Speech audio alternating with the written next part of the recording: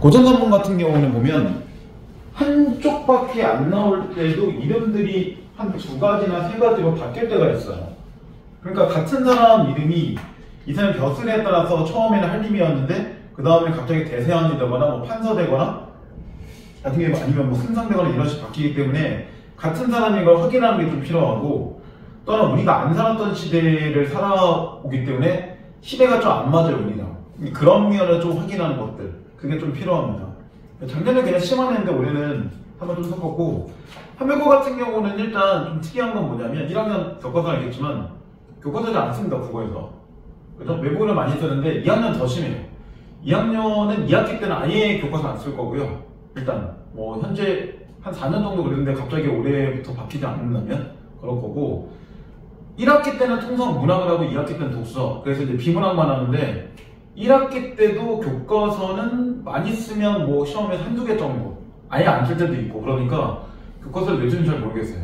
솔직히 이거 쓰라고 주는 건지 집에다 그냥 장식해놓으라는 건지 알 수가 없는데, 학교에서 그래서 주는 매주마다 주는 뭐 프린트 같은 게 좀 있을 거고, 시험 포인도 되게 늦게 나와요. 좀 2학년은 더. 그래서 그냥 나가는 게 다 시험 범위인 것보다 이렇게 하고 할 수밖에 없어요. 시험 범위 자체가 엄청 많진 않아요. 사실 그러니까 뭐 자사고 개념보다는. 근데 점점 예전보다는 확실히 늘어난 건 맞고, 문제 수준 자체가 어려운 건 맞아요. 문법을 봐도 느끼겠지만 고3 정도까지 다 나오잖아요. 그냥 얘도 마찬가지예요. 나중에 이제 보면 3학년에서 다루는, 그러니까 문학은 사실 2, 3학년이라고 얘기하기가 좀 애매하니까 좀 그렇긴 한데, 독서 영역은 나중에 3학년 고3급 모의고사에서도 좀 발췌해서 많이 씁니다. 그래서 들어는 봤잖아요. EBS 뭐 수능 특강이라고 해서 그게 보통 3학년 많이 쓰긴 한데, 한별고는 2학년 때 조금씩 끌어와요. 한 전체 10개라고 하면 그 중에 시험 범위 한 2~3개 정도가 수능 특강에서 보통 끌어와서, 사실 매년도 기출문제가 유형은 볼 수 있는데 작품 겹치는 게 없어요. 그래서 1학년도 사실 보면 기출문제가 겹친 게 문법 문제 제외하고는 안 겹쳐요. 그러니까 사실 기출문제를 보는 건 별로 크게 의미는 없는 학교가 좀 되고 있어요. 매년도마다 이렇게 바꾸니까. 그건 학교에서 이제 뭐 수능체제나 이런 거를 좀 더 염두하거나 아마 그러고 있는 것 같아요. 매년도 보면 좀 그런 편이고, 사실 그래서 조금 애들이 자꾸 기피하는 학교? 어떻게 보면 그렇게 되는데, 사실 여기서 기피하면 그럴 데가 없어요. 사실 여기 기피하고 뭐 이소리나 뭐 이런 데 간다고 해서 내가 성적이 드라마틱하게 확 잘 나올 것 같진 않잖아요. 갔는데 막상 갔는데 내가 성적이 뭐 한 4등급 때나 5등급 때나 의미가 없잖아 사실. 그럴 거면 그냥 집에서 가까운 데 다니는 게 나아요. 매번 이기는 거면. 고전시는 1학년 때 많이 배우진 않는데, 사실 이 고전시의 관건은 결국은 해석입니다. 왜냐면 현대어처럼 안 보이는 것도 있으니까. 근데 이거는 좀 현대어 풀이 많이 해주는 것도 제가 있고, 좀 그렇지 않은 것도 있는데, 이것도 기출문제에서 해석을 좀 많이 해줄 때가 있고 안 할 때도 있고, 그래서 지금 여기는 1학년 문제는 일단 제가 실천 안 하고요, 2학년하고 3학년용 문제 위주로 해서 조금 섞어놓은 건데, 보통 문학만이 갖고 있는 특징들이 따로 있고 독서가 따로 있는데, 이제 문학만이 갖고 있는 특징이나 이런 거를 모의고사에서 조금 염두에서 볼 필요는 있습니다. 여기는 이제 마찬가지 그런 거 위주로 지금 보는 거니까, 이건 사실 내신에서 나올 것 같은 작품들을 가지고 하지만 문제 자체는 다 모의고사 문제이긴 해요. 근데 이제 사실 내신에서 뭐가 나올지 모르긴 한데, 좀 이전에 내신에서 좀 많이 나왔던 고전 문학들 이거 위주로 해서 걸려서 1~2개 정도는 나중에 시험에 걸릴 수도 있습니다. 그거 염두하면서 지금 교재를 처음에 만들고 간 거니까. 쭉 보게 되면 처음에 목차에 쭉 4강까지 이제 나오는데, 저희가 숙제를 따로 내진 않았거든요. 숙제는 따로 내지 않을 거고, 제가 문제 설명하고 지문 설명하고 그러고 이제 문제 풀 수 있는, 이것까지 숙제 내면 숙제 너무 많을 것 같아요. 그렇죠? 그래도 숙제 많은 것 같죠?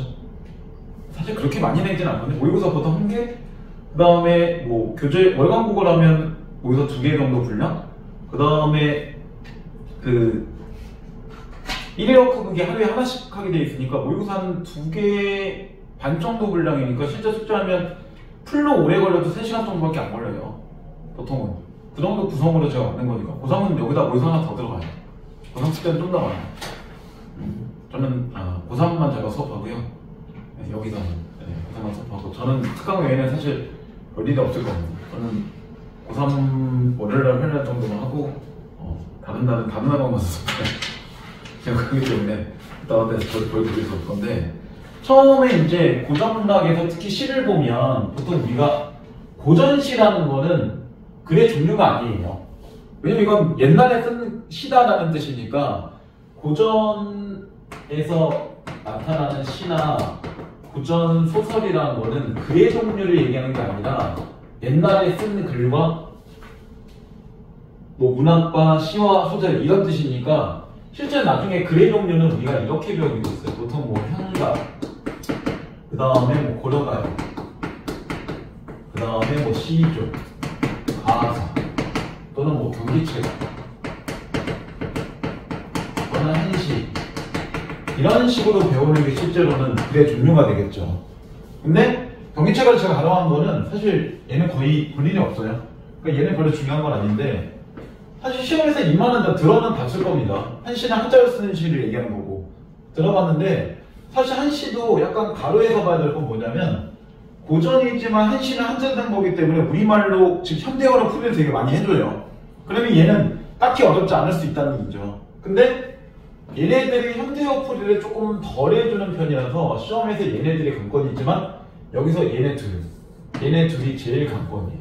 무슨 얘기냐면 한가는 하고 고려관련 남아있는 게 몇 개 없어요. 한 10개 조금 넘어요. 그러면 전체 수능이라는 시험까지를 보면 나올 일이 생각보다는 빈도가 좀 적어요. 반대로 시조가사는 얘네들의 양이 거의 4배 가까이 돼요. 그럼 당연히 얘네들이 제일 많이 나오겠죠. 그리고 지금 이렇게 쓴 건 딱 뭐냐면 딱 봐도 고려관련 고려식이잖아요. 고려 이전이니까 얘는 신라시대인 거예요. 그래서 뭐 현찰 기록했다면 이렇게 배우는 거고 얘네들은 조선시대예요. 사실 조선이 지금 우리랑 제일 가까운 시기이기 때문에 남아있는 게 조선 개체가 많을 수밖에 없죠. 옛날로 갈수록 남아있는 게 별로 없으니까. 그러니까 실제는 우리가 역사적인 사료 이런 게 없는 거는 과거에 어떻게 사는지 알 수 없잖아요. 이게 궁금하면 타임머신 만들어서 타고 가면 되는데 일단 아직 기술력이 안 돼서 역시 인간의 기술력은 그 정도는 안 되는 것 같아요. 그래서 그건 못 되는데 얘네들은 나올 때 되게 열심히 해줘야 돼요. 글의 종류는 일단 나올 때마다 제가 얘기를 할게요. 건데 문학 같은 경우는 비문학과 좀 다른 건 뭐냐면 내신하고는 좀 다릅니다. 내신 같은 경우는 사실 보기를 뭐 보거나 예측하거나 이런 것들이 별로 없잖아요. 왜냐면 어차피 범위 알려줬으니까 보기에서 그 작품에 대한 내용을 설명하거나 그런 건 잘 나오지 않아요. 물론 이거 문법은 좀 예외적이긴 해요. 문법 같은 경우가 한백과 같은 경우는 모의고사 유형으로 문제를 내기 때문에 예문들이나 이런 걸 좀 많이 보여주긴 한단 말이에요. 좀 밑에 있는 말자체가 좀 어려운 거지만 모의고사에서의 문학은 반드시 보기가 있다면 보기를 일단 먼저 읽어주는 게 좋아요. 왜냐면 보기에서 작품에 대한 해석, 즉 뭐 주제나 또는 뭐 상황이나 또는 뭐 정서나 또는 뭐 시대나 이런 거와 관련된 것들을 보통 보여줄 때가 되게 많아요. 그래서 통상적으로 문학은 얘를 보고 여기에 맞춰서 작품을 보는 거예요. 그냥 내 멋대로 해석하는 게 아니라 만약에 일제강점기 염두에서라고 한다면 반드시 일제강점기를 염두에서 보는 거고 뭐 이육사나 우리가 알고 있는 윤동주나 이런 사람이 나온다고 해도 이거 일제강점기 염두하고 보지 마. 그러면 일제강점기 저항이라고 볼 필요가 없는 거예요. 그렇기 때문에 이거 보기는 누가 만든 거냐면 전부 다 출제자가 만든 겁니다. 출제가 만들었다는 거는 출제가 뭔가 자기의 의도를 담고 있다는 거잖아요. 그 의도를 파악할 수 있는 거라서 반드시 보길 봐야 돼요. 그리고 산문 같은 경우에, 특히 소설 같은 경우에는 중간에 뭐 앞부분에 줄거리 나오거나 중간부분에 줄거리 같은 거 나오는데 이것도 마찬가지로 출제자가 만든 거예요. 당연히 작가가 줄거리를 쓸 필요는 없잖아요. 자기는 풀네임을 쓰는 거니까. 이 줄거리를 보면 기본적인 사람들의 관계들을 한 두세 줄에 되게 명확하게 보여줘요. 그렇기 때문에 여기는 무조건 중요한 부분입니다. 그러니까 이게 이제 우리가 특히 문학이나 특히 고전문학 같은 거 볼 때 가장 염두에 둘 부분들이라고 생각을 하시면 돼요. 기본 라인은. 자, 이것도 한번 5쪽에 그 3번에 한번 보기를 가보죠. 그러면 이런 얘기가 한번 나오긴 하죠. 자, 우리가 배우는 고전문학 작품 중에는 배경선화나 창작 배경을 알면 쉽게 이해되는 작품이 많이 있습니다. 가는 우리나라에서 가장 오래된 서정시로 알려져 있습니다. 자, 서정시라는 말은 뭐 알 것 같긴 하지만 서정시라는 거는 이런 뭐 개인의 정서를 노래한 시예요. 근데 시는 기본적으로는 이 두 가지는 보여주죠. 물론 직접적으로 보여줄 때도 있고 아닐 때도 있지만 상황은 직접적으로 보여주는데 정서는 둘 중에 하나예요. 간접으로 보여주든지 직접으로 보여주든지.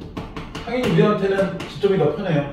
나는 지금 슬퍼서 눈물을 흘려. 그러면 슬픈 거 알 수 있잖아요. 근데 나는 눈물을 흘려. 이렇게 나오면 간접이죠.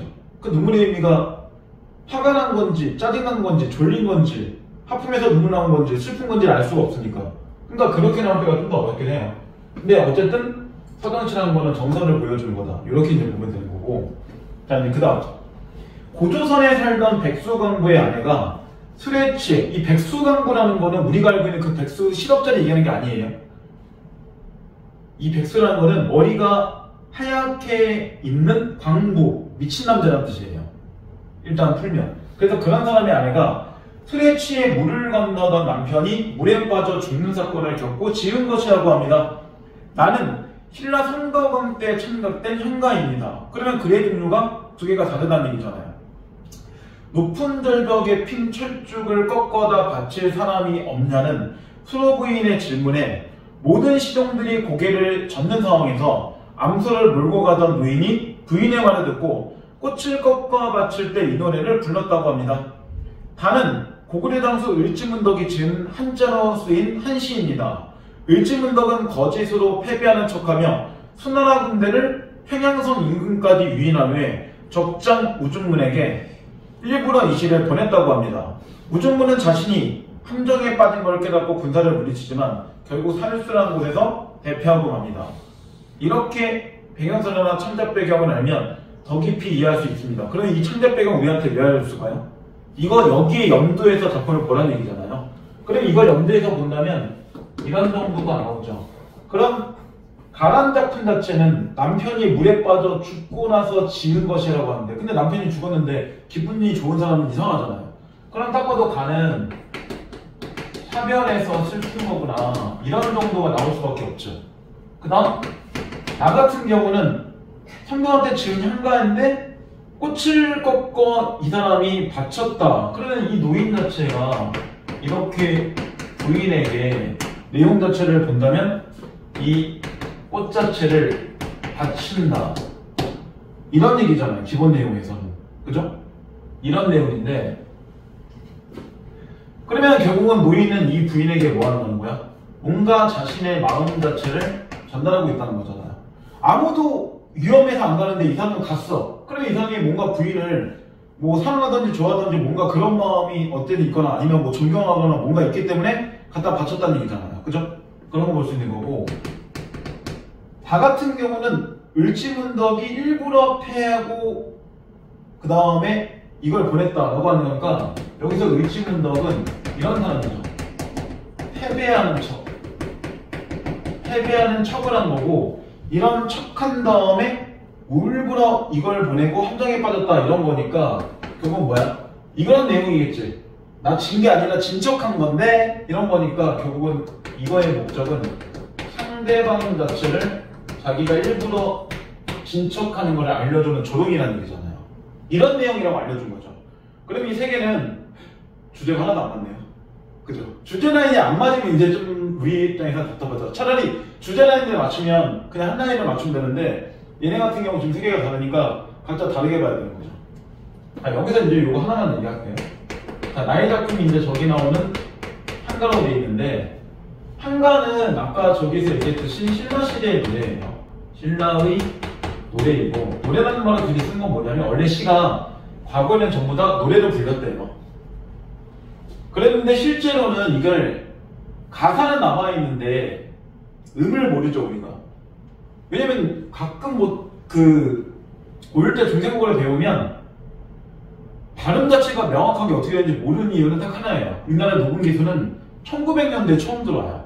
그럼 1902년 거는 녹음된 게 없기 때문에 아무도, 그러니까 조선시대 때 실제로 왕하고 정말 신하 자체가 일부러 전하 뭐 이렇게 말을 한 건지, 전하 이렇게 한 건지는 우리가 모른다는 거예요. 실제로는 모르는데, 왠지 사대부니까 전하 안녕하세요 이러면 뭔가 좀 격이 없어 보일 것 같으니까 연기자들이 알아서 그렇게 연기를 하는 거예요. 그냥. 그러니까 15세기의 실제적인 뭐 유튜브나 이런 거 보면 15세기 발음이라고 나오는 게 있는데 다 거짓말이에요. 몰라요. 그냥 추정하는 발음일 뿐이에요. 실제로는. 그러니까 이게 실제는 노래라고 했지만 이게 뭐 R&B인지 트로트인지 랩인지 힙합인지 이거는 우리가 알 수가 없다는 거죠. 뭐 그런 건데 이 향가는 기본적으로 누가 작자층이 있냐면 작자층은 주로 뭐 승려나 귀족 정도밖에 없어요. 왜냐면 얘가 표기를 뭘 갖고 하냐면 향찰이란 걸 갖고 표기해요. 향찰이 뭐냐면 한자의 그다음 뜻 이 두 개를 가지고 기록하는 거예요. 그 얘기는 뭐냐면 만약에 이런 글자를 보면 우리는 그냥 쉬운 글자 이거 10이라고 있잖아요. 이게 실제로 10, 10 이렇게 읽지는 않잖아요. 말 그대로 이렇게 돼 있다고 이거 부르에 있는 거지 읽고 이렇게 읽지는 않는단 말이에요. 그럼 이렇게 읽는 게 음인데 보통 지금은 당연히 이렇게 읽잖아요 우리가. 근데 그 당시에는 이게 이제 뜻이 되는 건데 열이라는 입이라는 뜻이 있는 건데 어떨 때는 이거를 10이라고 읽을 때도 있고 어떨 때는 열이라고 읽을 때도 있어요. 그 당시에는. 그리고 구라고 읽을 때도 있고 입이라고 읽을 때도 있어요. 그러면 한자의 음과 뜻을 다 알아야 된다는 거잖아요. 실제로 중국에는 이런 뜻을 갖고 있는 방식이 없어요. 원래 중국에는. 그러니까 이거는 중국 애들은 이렇게 10하고 그리는 이거 우리말이니까 그렇게 하는 거고 걔네 중국어로 그렇게 얘기하겠죠. 그죠? 이알산스 뭐 이런 식으로 해서 얘기할 건데 그러니까 한자 자체를 다 결국은 이렇게까지 알아야 되는 복잡한 부분이 있기 때문에 서민들이 못 쓰죠. 너무 어려우니까. 서민들이 만약에 한자를 되게 잘 쓸 수 있으면 세종이 한자 자체가 어려움을 느껴서 한글을 만든다는 것 자체가 모순이잖아요. 그죠? 지금 우리들은 아예 한자를 안 쓰니까 되게 어렵긴 하지만 그래서 실제로 이런 것 때문에 이런 애들밖에 없는 거고 형식 자체가 크게 보면 3개예요. 이 구체란 말은 뭐냐면 지금의 진행 해결한 뜻이에요. 그래서 4줄짜리, 8줄짜리, 10줄짜리 요 정도밖에 없어요. 그러니까 5줄짜리, 뭐 6줄짜리 이런 건 없어요. 그래서 요 정도까지의 개념은 알긴 해야 돼요. 물론 모의고사는 이게 별로 중요하지 않아요. 근데 내신 같은 경우는 가끔 나올 때도 있어요. 한가를 나오면. 근데 모의고사는 그런 것까지는 염두하지 않죠. 그래서 모의고사에서 봐야 되는 개념과 내신에 봐야 되는 개념은 좀 달라요. 그리고 19치 한가는 갖고 있는 특징이 하나 있어요. 반드시 3당 구성으로 내용이 좀 나눠지는 편이고 3당 구성이 뭐 4사리가 되든 3선사가 되든 어쨌든 내용 자체가 3개로 좀 나눠지는 게 있고 반드시 낙부에서 강탄사가 나와요. 그러니까 되게 뭔가 고정되어 있죠. 그래서 통상적인 이런 고전시를 뭐라고 하냐면 그래서 이런 고전시들을 이렇게 정해놓고 쓰는데 만약에 누군가 이걸 어긋나게 쓰면 그걸 향가라는 얘기를 안 쓸 거잖아요. 그래서 고전시는 각자 좀 다르지만 정형화되어 있어요. 그래서 보통 정형시라고 얘기해요. 정형시, 형식이 정해진 시란 얘기예요. 형식이 지멋대로 썼으면 굳이 이렇게 글의 종류를 맞추는 게 말이 안 되죠. 그냥 시 이러지 왜 한글을 써? 그러니까 정인 형식에 맞추고 누가 정해놓은지 모르겠지만 그 정인 형식에 맞췄어요. 그래서 이렇게 정형식을 다른 말로 외형률이라고 얘기해요. 운율이 바깥에서 정해져서 거기에 맞춘다. 이런 거거든요. 기본 라인은. 근데 현재 시는 만약 우리가 뭐 시를 쓴다면 뭐 시를 쓰진 않겠지만 그렇죠. 시를 쓰진 않겠죠. 굳이. 근데 만약에 뭐 학교에서 시켜서 어쩌서 수행평을 쓴다면 자기가 운율을 직접 뭔가 반복해놓은 걸 만들 거잖아요. 그래서 그런 시는 자유시라고 하는 거죠. 내가 자유롭게 운을 만드는 거니까. 그래서 고전들은 기본적인 형식의 어떤 틀들이 존재해요. 자, 얘는 지금 현대어플을 다 해서 나온 거예요. 이 시를 보면. 그래서 보기에 그렇게 어렵지가 않아요. 이 첫 번째 것들은. 자, 한번 가를 보세요. 자, 이마. 물을 건너지 마세요. 왜냐면 분명히 우리는 이 백수강부가 죽을 걸 알고 있잖아요. 아까 보기에서. 그러니까 물을 건너다가 혹시 이 사람이 미친 사람이니까 상태가 안 좋으니까 죽을까봐 건너지 말라는 얘기잖아요. 근데 내 남편은 끝내 물을 혼자 건너갔네. 이런 거겠죠? 물에 빠져 돌아가시니 남편이 들어갔다는 얘기죠. 뭐 어찌할까? 어찌할까는 뭐 한다는 거야? 뭐 죽었네 뭐 어떻게 하라고 이런 거죠. 그러니까 정말로 슬픈 거 외에는 없어요. 못 잡았고 끄집어내지 못했고 내가 의지를 가지 못했죠. 그래서 이게 다시 한번 보면 가에서 일행에서 이런 게 보이죠. 자, 니마 그물을 건너지 마세요. 그러면 님에 대한 뭐 하고 있는 거야? 뭐 걱정이나 또는 뭐 염려나 사랑을 하고 있거나 왜 죽을까봐 막는 거잖아요. 근데 이행에 볼 때는 님이 끝내 물을 건너가셨네. 그럼 이 안에서 뭘 보여줘요? 어쨌든 건너갔으니까 나하고 이별하게 되는 거죠. 그 다음 3회 물에 빠져 죽으시니 라고 했으니까 여기에는 인자체의 죽음이 있는 거죠. 그 다음 다행 하시님은 어떻게 할까? 그럼 뭐하고 있는 거야? 하나 자체가 그냥 체념하고 있는 거죠. 이런 내용이 나옵니다. 얘는 되게 쉬워요. 이 정도는 시행만 집중할 거는 어디냐면 무조건 동사형용사예요. 시험에는 만약에 일행에서 지금 뭐 그냥 한번 이렇게 나오잖아요. 이마 그 물을 건너지 마오 이렇게 돼 있는데 밑줄은 여기만 칠 수도 있어요. 이렇게 밑줄 쳐서 이 물의 의미로 알맞은 것은 근데 물 자체만 그냥 우리가 생각하면 물의 의미 전체를 알 수가 없잖아요. 근데 중요한 건 여기에 있죠. 건너지 마사는 서술어 즉 동사형용사 쪽으로 보면 이건 건너지 않게 말하는 거구나 이런 거니까 동사형용사가 기본적으로 시어의 의미를 파악할 때 제일 중요한 부분이에요. 그렇게 배워왔겠죠? 네, 아니었으니까. 자, 그래서 이제 이 시는 뭐 님을 잃은 슬픈 이걸 잘 보여주죠. 그 다음 이제 두 번째 헌화가라는 제목은 그냥 아까 대로 보면 현하가 보통 고전에서 가는 그냥 노래니까 이건 해석할 필요가 없어요. 얘는 가끔 이렇게 곡이라는 뜻이 있어요. 곡이나 가나다 노래라는 뜻이에요. 그러니까 이건 패스. 헌화 그대로 꽃이란 얘기겠죠. 그 다음 헌사 바친다는 뜻이에요. 그래서 꽃을 바치는 노래 이런 건데 이거는 수업하는 과정이니까 그냥 설명하는 거고 우리가 실제 시험 볼 때 모의수업 볼 때 제목은 별로 없다지 마세요. 뭐 사실 제목을 보고 하나가 여튼 모르면 뭐 이거 갖고 내가 고민하는 시간 자체가 아깝잖아요. 기본적으로 그죠? 지금 일단 학원에서 제가 고민하고 있는 건 2월 정도에 한 번은 모의평가를 보긴 할 겁니다. 정기평가를. 정기평가 하나 정도를 보긴 할 건데 좀 어려울 거예요. 지금 일단 거의 작업 다 끝났는데 1등급 한 86점 정도 나오는 그 정도 시험을 볼 겁니다. 3년도 봐야 3년 더 치면 네. 다른 쪽 애들 보고 했는데 걔네들 1월 말에 보면 우리가 그거 2월 첫 주나 둘째 주에 전도 같이 따라서 한번 봐보고 왜냐면 중간중간에 평가를 봐봐야지 최소한 내가 좀 뭔가 부족하구나 시간내 이런 것도 생각하면 이런 거 고민해볼 수 있는 시간이 있으니까요. 그래서 실제로 모의고사 학원에서 주간목표도 주는 거는 가급적임이 아니라 반드시 시간 재고 풀어야 돼요. 80분에 맞춰서. 그래서 오버된 시간 몇 분 정도인지 그거 하고 싶으면 그거 되게 좋습니다. 그렇잖아요. 80분짜리 혼자 160분 풀면 외율성 문제 누가 틀려요? 아무도 안 틀려요. 근데 80분이라는 시간 자체가 실제로 1분 40초 정도 한 문제씩 풀어야 되는 거니까 생각보다 되게 빡빡하긴 해요. 그리고 이제 내신도 좀 답답하지만 모의고사도 여전히 답답하죠. 왜냐면 일단 범위가 없으니까. 그런 거예요. 의대정원 늘어놓고 막 이래갖고 어쨌든 우리한테 별로 좋을 게 없어요. 의대정원이 늘어났다는 거는 N생 애들이 늘어난다는 얘기니까요. 그럼 가끔 애들이 그래요. 고3 애들도 N생이 늘어나는 게 뭐 어쩌라고요? 뭐긴 뭐야? 작년에 스카이 공대나 아니면 약대나 지방 의대 갔던 애들이 재수할 수 있는 가능성이 되게 높다는 얘기니까요. 실제로 그렇게 재수 많이 했어요.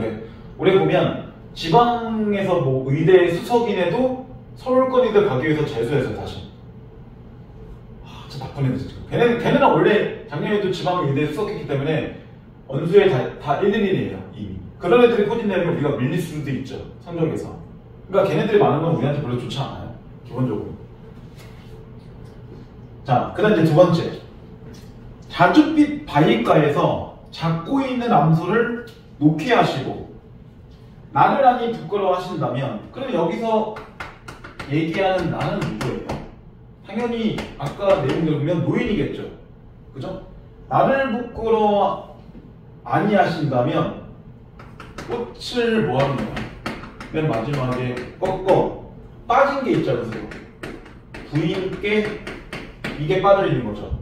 같이 오리다. 이런 거잖아요. 그러면 실제로 이 꽃은 뭐 한 거야? 딱 봐도 이 부인을 향한 마음인 거잖아요. 그죠? 뭐 평소에 좋아했는지 아니면 갑자기 얼굴 보니까 좋아했는지 그것까지 알 수 없는데 뭔가 좋은 사람이니까 이걸 꺾어 바치는 거겠죠. 혹시 꽃이 필요하다고 할 때. 싫은 사람이면 꽃이 나에게 꽃을 꺾어 바칠 사람이 있나? 그럼 그러겠죠. 어쩌라고? 하고 그냥 지나가겠죠. 그래서 실제 배경사람 자체를 보면 둘의 관계가 실제로는 그냥 지나가다 우연히 만난 그런 정도의 관계지 평상시에 관계가 있는 건 아니라고 보이죠. 그 다음에 마지막 답. 자, 유치분석은 한국 사회에서 잘 나오는 사람이니까 이 사람 그 사람이잖아요. 그 살수대첩해갖고 그 두터뜨리고 사람들 다 그 죽게 하고 뭐 그런 건데 이거 나중에 고려 때도 강남천 장군이 비탄고를 한 번 더 써먹었잖아. 그죠? 그렇게 된 두 번 정도 딱 그 정도만 한국 사회에서 나온 사람이에요. 그 정도만. 그 외에는 뭐 딱히 안 배웠죠? 자, 그래서 이게 제목이 나오죠. 수나라한테 우중명에게 보내는 시. 자, 신경계측은 천문학에 꿰뚫고 묘한계측은 지리에 통달했네. 근데 이게 결국은 다에서 1행과 2행 자체를 보면 이렇게 신경계측은 천문학에 꿰뚫거나 묘한계산은 지리에 통달했다는 거는 자기네 얘기하는 게 아니라 자기는 처음에 패배하는 척했다가 이거 쓴 거니까 실제로는 1, 2행은 상대방 자체, 즉 우중문 자체를 일단 칭찬하는 내용을 써둔 거예요. 두 번째 줄까지는. 자기가 그렇다는 게 아니에요. 그리고 1행과 2행을 보면 문장 구조가 되게 유사하죠. 뭐뭐는 뭐뭐하고 뭐뭐는 뭐뭐하고 이렇게 나오잖아요. 그래서 1, 2행은 표현법이 대꾸법이 너무 보이죠. 고전에 보면 대꾸법 되게 많아요. 나중에 이제 공부하다 보면 고전은 시에서 의인법, 영탄법, 서리법, 대꾸법 이 4개가 제일 많이 나와요. 그래서 대꾸법 얘기 나올 때 정말 쉬운 얘기를 하면 이거거든요. 정의는 비슷한 이런 비슷한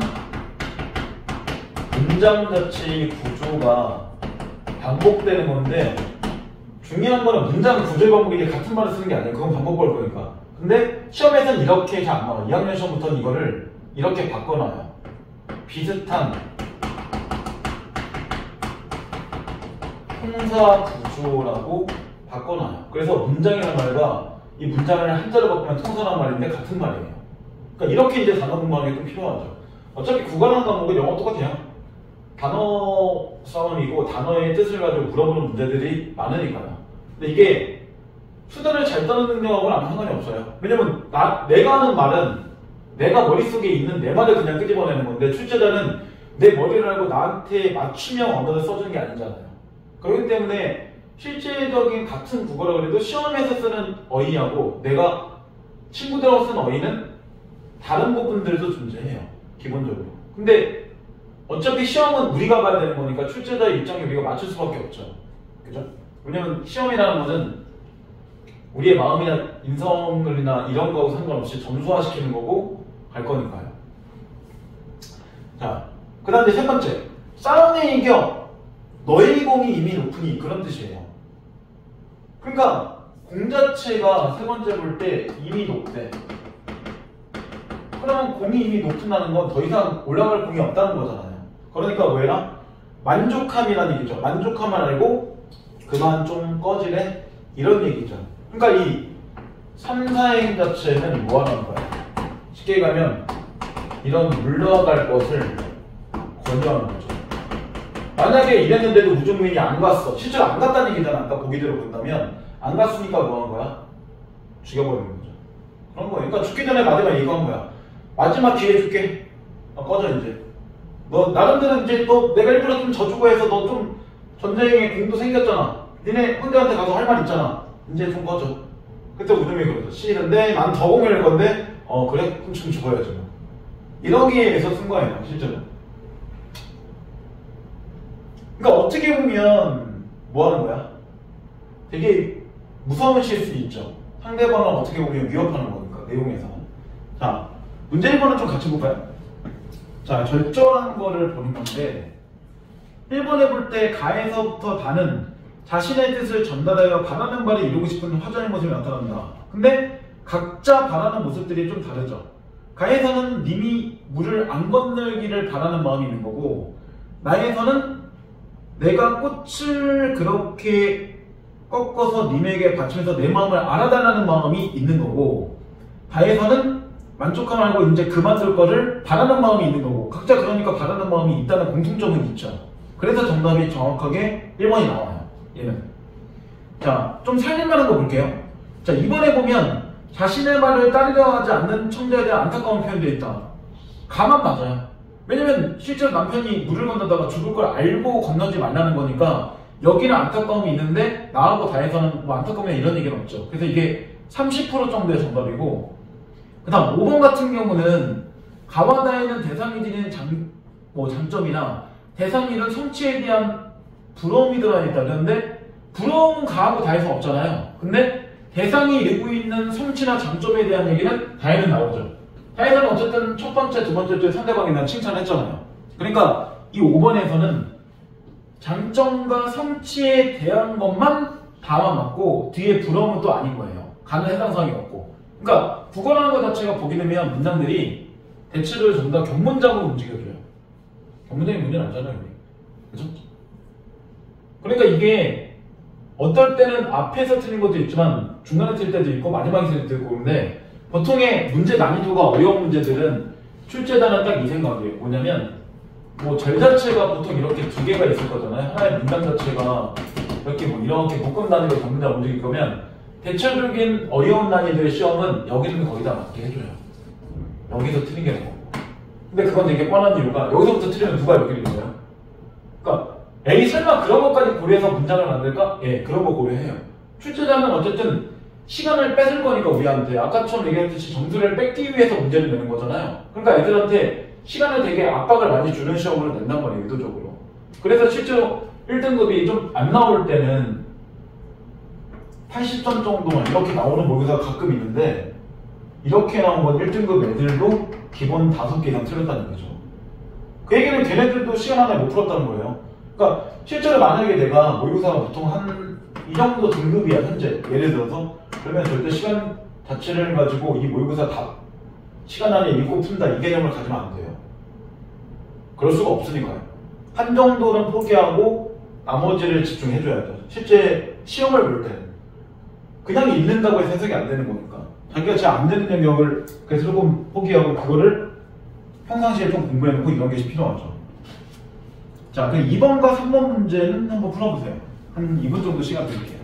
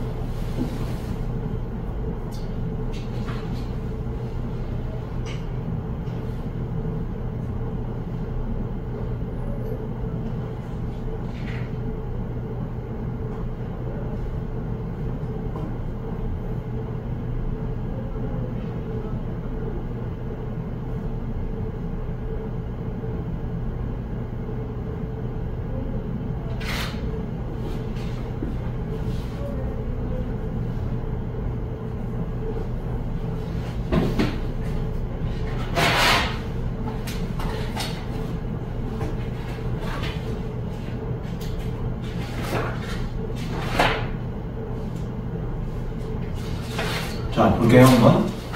자, 2번 정답은 5번, 3번 정답은 4번. 이렇게 됩니다. 자, 2번의 1을 보면 가해물과 자주바이 가는 공간이 맞죠. 그러니까 1번은 맞는 얘기고, 그 다음 끝내 물을 건너 전내와 신기한 계책, 묘한 계책은 심리태도를 얘기합니다. 물을 건널 때 아까 님이 죽을 수 있다는 걱정이나 안타까움이 들어가잖아요. 그러니까 간접적으로 보이죠. 신기하다, 묘하다는 아예 직접적으로 보여줬죠. 그러니까 정산하는 거는 2번 선생님처럼 간접일 수도 있고 직접일 수도 있다는 얘기예요. 그 다음 세 번째, 돌아가신 일을 통해서 대상과 이별 또는 사별한 상황을, 그 다음 바치오를 통해서 대상에게 마음을 전하는 마음이 있다. 그 맞는 얘기죠. 네 번째, 꽃이 청자에게 알려지고 화자의 진심을 상징한다면 다의 공은 싸움을 통해 청자가 얻은 것으로 앞으로 계속 얻고자 하는 가치를 상징한다. 그렇죠. 왜냐면 싸움에 이기면 공을 계속 세울 거고, 누구나 전쟁에 나간다는 거는 계속 공을 세우고 싶어 나간 거니까요. 이기고 싶은 거. 근데 5번에 볼 때 암소는 한순간도 버려둘 수 없는 소중한 마음을 의미한다. 근데 암소를 놓고 꽃을 꺾으러 갔잖아요, 아까. 그러니까 당연히 한순간도 버려둘 수 없는 게 아니라 버려준 적도 있는 거죠. 그래서 정답이 5번 이렇게 나옵니다. 뒤에는 마찬가지예요. 족함이란 거는 청자가 이미 느끼고 있어 포기할 수 없는 감정을 의미한다. 근데 아까 3번을 보면 우종문의 결국은 이 시를 받고도 계속 쳐들어왔잖아요. 그러면 족함을 이미 충분히 느끼고 있지만 계속 느끼고 싶은 거죠. 그래서 실제로도 출제자는 이 생각이 있어요. 얘네들이 당연히 학생들이 문제를 풀 때는 3번 보기를 보고 나서 그 다음에 시를 받겠지. 이 염두가 이미 있는 거라서 이 문제를 풀 때는 무조건 실제 시험을 볼 때는 3번 보기를 보고 이렇게 시작해가면 3번 문제 먼저 풀어야 돼요. 왜냐면 이 3번의 보기를 봐놨는데 1번이나 2번 풀게 되면 또 3번에 있는 보기가 또 까먹을 수 있잖아요. 그렇기 때문에 문제 순서는 1번부터가 아닙니다. 문학은 기본적으로는 보기가 있는 문제가 있으면 보기가 가장 우선순위 돼서 그 문제를 먼저 풀어줘야 돼요. 그래야지 안 그러면 시간이 이중을 걸리는 거예요. 시간을 아낄 수 있는 유일한 방법이죠. 자, 그 다음에 3번. 자, 적절하지 않은 건데 1번의 가관아의 경우 배경설화 속의 상황을 고려해서 지은이를 백수강부의 아내나 견우노인과 같이 제시하는 것이겠군요. 그렇죠. 그래서 아내가 작가가 되는 거고, 그 다음 노인이 아까 나였으니까 맞는 얘기죠. 두 번째, 가가 개인적으로 일어난 사건에 대한 화자 정서를 교육하고 있다면 다른 국가적 차원에서 발생하는 것이다. 그렇죠. 전쟁이니까 이건 국가적이지만 내 남편 죽는 거는 개인의 문제죠. 그 다음 3번의 나다의 청자와 다르게 가의 청자는 결국 죽음을 맞이했다는 점에서 가해 화자가 청자에게 하는 말들은 되돌릴 수 없는 상황에 대한 하소연에 가까운 것이겠군요. 그쵸? 죽은 사람을 되돌릴 수 없는 거니까 맞는 얘기죠. 네 번째, 가와나의 화자와 다르게 다의 화자는 자신의 생각이 청자에게 전해졌을 때 청자가 어떤 기분이나 감정을 느끼게 될 것인지에 대해서 충분히 고려하지 않아요 라고 했는데 분명히 고려하고 이걸 쓴 겁니다. 아까 보기에 볼 때 하나, 둘, 셋, 넷, 다 여섯 번째 줄 의지문덕이 지난식인데 의지문덕은 거짓을 폐하며 척하며 투나라 군대를 평양서 임금까지 유인한 후에 일부러 이 시를 보냈다고 한다. 그럼 일부러 보냈다는 건 처음부터 우중문의 심리를 이용하겠다는 거잖아요. 그러니까 뒤에 어떤 기분이나 감정을 느끼게 될 것인지를 충분히 고려한 거예요. 사실 말은 이렇게 하지만 이렇게 일부러 패배했던 건 뭐야? 분명히 이놈이 계속 뭐 할 거야? 이런 시를 받고도 나에게 또 올 거야. 전쟁. 그러면 나는 터트려야지. 이 생각이 이미 머릿속에 다 있었던 거예요. 그러니까 상대방의 심리를 이용하는 거죠. 나쁜 사람이네. 하지만 전쟁에서 뭐 그런 거 생각할 수 없다. 네가 다쳤어? 그러면 네가 다시 치료하고 다시 전쟁하자. 이건 말이 안 되는 얘기잖아요. 전쟁에서. 원래 전쟁을 비하한 겁니다. 자, 근데 두 번째 거로 넘어가세요. 자, 두 번째는 시가 마찬가지 두 개가 나오는데, 자, 요거는 3번의 보기를 한번 봐보세요. 3번의 보기를 보면 이런 말 나오죠. 보기의 관점에서 보기를 참고해서 나를 이해하면 적절하지 않은 것을. 그러면 실제 3번 보기를 이렇게 먼저 보면 무조건 나를 보고 3번 문제를 먼저 그냥 풀어야 돼요. 실제로. 그게 시간 안배는 훨씬 더 좋죠. 자, 황계사는 조선 후기에 대중적으로 크게 인기를 얻은 12가사 중에 하나로 노랫말 내 반복과 단면이 두드러지게 나타나며 후렴구가 첨가되기도 한다. 이렇게 나오는데 여기서 한번 끊어볼게요. 그러면 여기서 이 가사라는 거는 그래통류가 가산한 건데 조선시대라는 얘기잖아요. 쓴시기가 조선 후기에 통일됐다 이렇게 나오니까. 근데 원리 가사에는 이런 후렴구 자체를 기본적으로 잘 사용하지 않아요. 그러니까 이 환계사에서 후렴구를 사용한 거는 가사의 특징이 아니라 그냥 후렴구 자체를 의도적으로 이 가사만 붙인 거예요. 원래는 안 붙어요. 우리가 볼 때 후렴구 배우는 거는 뒤에 배우겠지만 고려가요 정도에서 후렴구를 배우게 돼 있어요. 얘는 원래 후렴구 쓰지 않아요. 이 가사는 기본적으로 이 정도만 기억하면 돼요. 뭐냐면 4음보, 그 다음에 3, 4조 또는 4, 4조의 글자 수. 그래서 이런 게 반복되는 이 조가 글자 수란 얘기예요. 가끔은 이거를 이렇게 음수율 이라고 나오기도 하지만 글자 수란 얘기죠. 근데 보통 이렇게 풀어서 보통 보면 딱 보면 시조하고 되게 유사하죠. 시조도 4음보, 4사조잖아요. 왜냐면 같은 시대니까요. 그래서 이거는 호흡단이고 이거는 이제 글자가 3글자, 4글자 이런 식으로 반복되는 건데 가사는 시조하고 다르게 길이의 제한 자체가 없어요. 그래서 무지막지하게 긴 것도 있습니다. 한 100장 넘어가는 것도 있어요. 신데도. 물론 100장이 다 시험에 나올 수는 없겠죠. 그러니까 이게 전체 내용 자체가 우리가 보는 게 아니기 때문에 나중에 보면 같은 제목인데 안에 있는 내용이 싹 다 바뀔 때도 있어요. 제목만 똑같고. 자, 이제 그 다음 다시 보세요. 자, 두 번째 문제. 작가의식에 기반인 일관된 주제를 담아내기보다는 여러 갈래의 기존 작품들로부터 청중에게 익숙한 표현을 조합해 노랫말을 구성하는 것이 특징인데 기존의 작품의 표현을 차용할 때 표현의 일부를 수정하기도 하는데 이 과정에서 원래 표현이 담고 있는 주제와 정서가 유지되기도 하고 변하기도 한다. 차용한 노래들이 노랫말에 자주 삽입되면서 작품이 전달하는 주제와 동떨어진 표현이 나타나기도 하는데 이는 작품의 완성도보다는 청중의 즐거움을 중시하는 연예경장의 통속적인 유흥성을 반영한 것이라고 볼 수 있다. 그럼 유흥성이란 건 딱 봐도 무슨 뜻이야? 그냥 뭐 놀이 정도겠죠? 즐거움이나. 그러니까 이게 무슨 큰 의도가 있는 게 아니라 그냥 즐거움을 주기 위해서 이렇게 변해서 쓴 것도 있는 거야. 이런 건데 밑에 이제 몇 가지 나오죠. 조선 보기 1을 보면 조선 후기에 공존했던 다양한 관련의 작품들 중에서 대중적으로 유행하여 당시 사람들에게 익숙했으면서 한계사와 연관성을 지닌 작품의 사례를 제시하면 다음과 같다. 자, 상사별곡. 상사라는 말은 고전 되게 많이 나오는 말인데 상사, 그냥 사랑한다는 뜻이에요. 그래서 이것도 자주 나온 단어니까 단어 뜻을 잘 알고 있어야 돼요. 자, 하루아침에 난궁과 이별 후에 소식조차 끊어졌으니 오늘을 올까, 오늘이나 기별 올까, 내일이나 사람 올까. 그러면 우리가 딱 봐도 이 상사별곡은 뭐에 대한 거야? 상사별곡은 이별했고 딱 봐도 그런 그리움에 관한 거죠. 이런 얘기 하고 있는 겁니다. 그 다음 두 번째, 타설시죠. 어이 못 오던가? 무슨 일로 너 못 오니? 너 오는 길 혹시 무쇠성을 쌓았니? 왜 그렇게 안 오니? 한 해도 12달인데 왜 안 와? 뭐 이런 거니까 이 타설시조도 이별주의 그림을 얘기한 거는 각져. 그 다음 이제 사시. 사시는 뭔지 모르겠어요. 그냥 한점에 나왔으니까 우리가 이거 해석할 수 없잖아요. 그냥 일단 이건 넘어가세요. 그 다음 네 번째 거.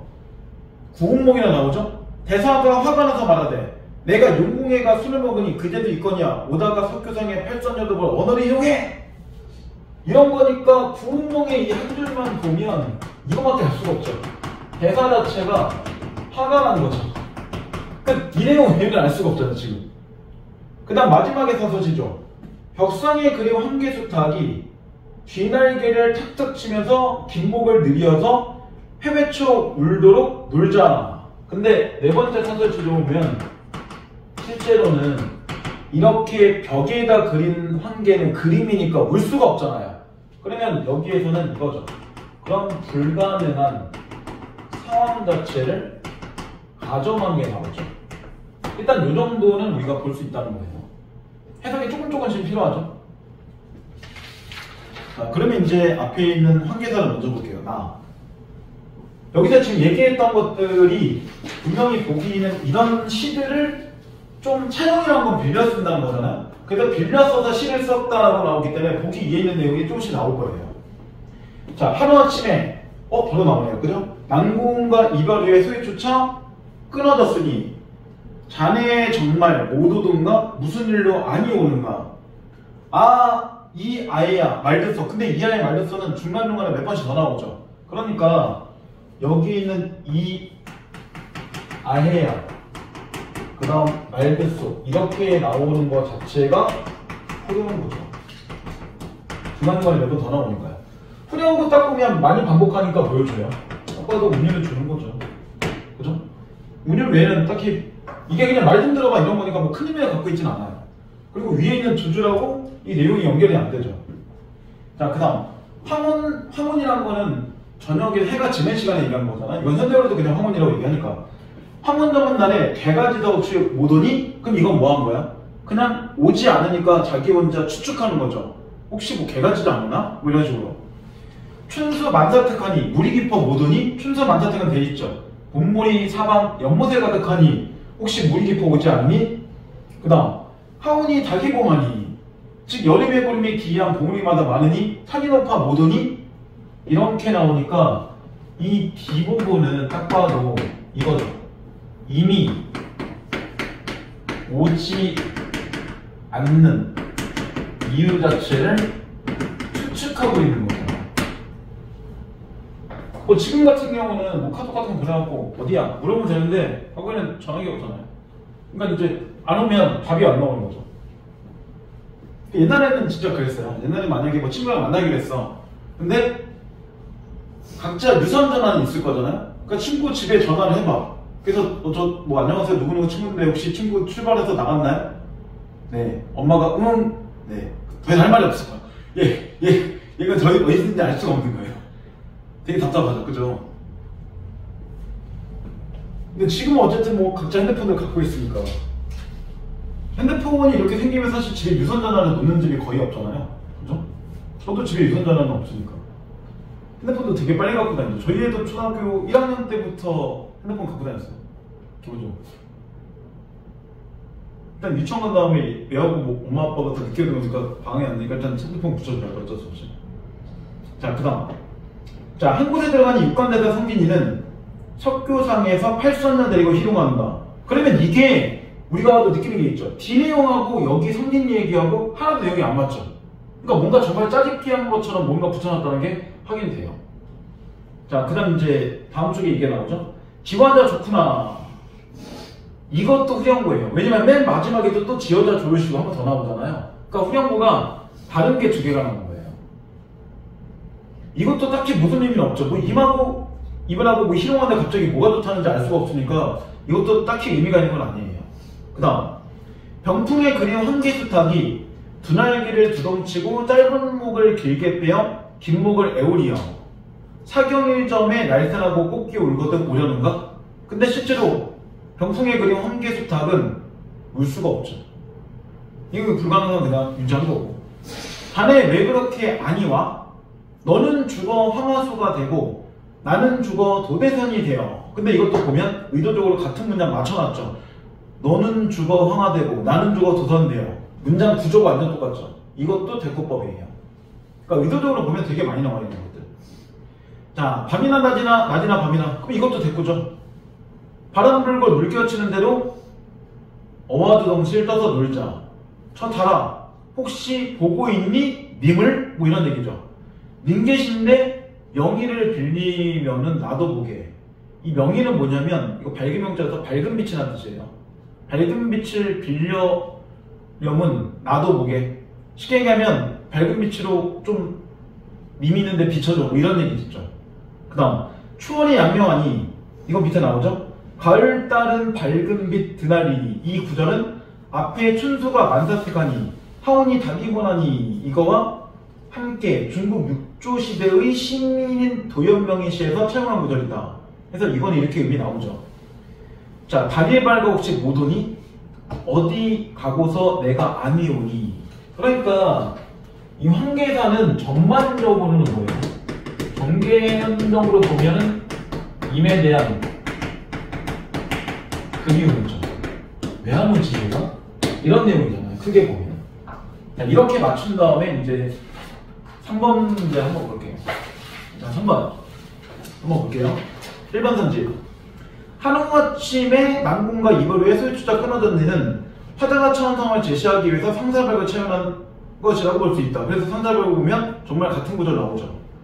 그 다음 두 번째, 자네 일정 못 오던가 무슨 일로 아니 오더냐. 자네의 그래서 아니 오던가에는 화자의 심정을 드러내기 위해서 청중에게 익숙한 사설시조의 표현을 사용하면서 그 입을 수정한 걸 볼 수 있다. 실제로 사설시조하고 비교해보면 조금 바뀌었죠, 내용이. 그러니까 두 번째 사설시조 이야기 나올 때 보게 되면 어이안이 못 오니까 무슨 일을 못 온가, 이거를 자네 일정 못 오던가 이렇게 바꿔놨잖아요. 그러니까 이번도 맞는 얘기죠. 일부를 수정했으니까.